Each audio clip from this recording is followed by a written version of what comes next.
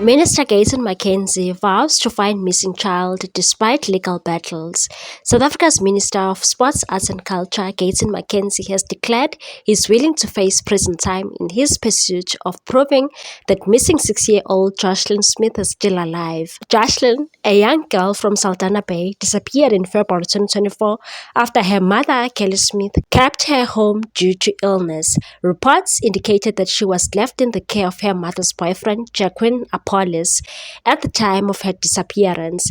Despite ongoing investigations, law enforcement officials have struggled to make significant progress in locating her. A year after her disappearance, Kelly Smith, along with a police and another suspect, Stephen Van Ryn, have been charged with human trafficking and kidnapping. Their trial is currently underway in Saldanha Bay. McKenzie, taking a hands-on approach, traveled to Saldanha Bay to conduct his own inquiries, personally interviewing individuals linked to the case. Among those he confronted was alleged Sangoma Ayanda Litoni, who was accused of purchasing Joshlin for Muti practices. However, his involvement has drawn criticism. Detective Wesley Lombard testified in court that McKenzie's actions, along with social media influencers covering the case, hindered law enforcement efforts, and that this made gathering assistance more difficult. TikTok influencers appear to have more influence than law enforcement, with live broadcasts sharing details of the investigation. This not only hindered police efforts but also posed a risk of Joshlin's safety, as suspects in organized crime could monitor police activity and adjust their actions accordingly. McKenzie now faces his own legal troubles after being charged with kidnapping for personally apprehending Litoni and delivering him to the police, claiming it was to prevent him from fleeing the area. Addressing his supporters in a Facebook Live session, McKenzie expressed frustration over not being called as a state witness. Despite his deep involvement in the case, he also criticized law enforcement for allegedly protecting Litoni and speculated that the Sangoma had ties to influential political figures. During his impassioned speech, McKenzie remained defiant, declaring Joshlin is alive. I will spend a year or over 2 years in prison for Joshlin.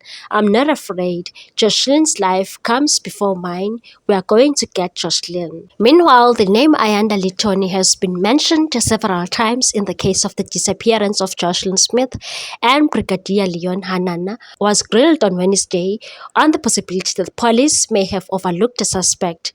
Hanana, the Western Cape head of Serious and Violent Crimes Unit, was being cross-examined by Nobahle Mkabai, lawyer of Stephen Van Ryn, during the trial within a trial. This stems from Jacqueline Botha, a police, and Van Ryn claiming they were assaulted and tortured by police during their questioning on March 4 and 5, 2024. This does not affect Kelly Smith. The trial within a trial determines whether any assault has taken place and will be conducted to rule after the matter has concluded. It is important to note that this is separate from the main trial. The trio faces charges of kidnapping and human trafficking. Hanana was called to the stand on Tuesday afternoon after the lunch break. He testified he got involved with the case on February 19, 2024, the day Joshlin was reported missing. Litoni is the boyfriend of former accused and now state witness Laurentia Lombard. Hanana explained to the court that Litoni's name did not come up several times during the investigation, but that he was interviewed and his version was followed up.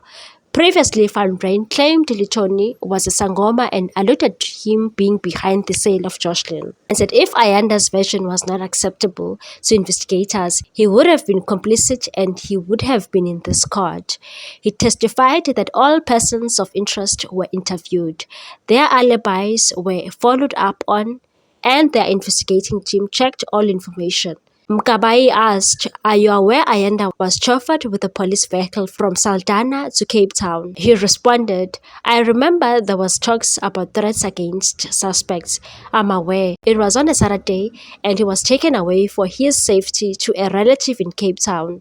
Mkabai then asked if all citizens were allowed this preferential treatment, and Hanana said if a potential witness was in danger, arrangements can be made to have a witness transported overnight to another province for safety, especially in high-profile matters. She asked if Ayanda was a witness, and Hanana said that at that stage of the investigation, everyone was a witness until their versions could be checked out. Judge Nathan Erasmus stated that while Litoni's name was not on the witness list, there was a list with names and addresses withheld.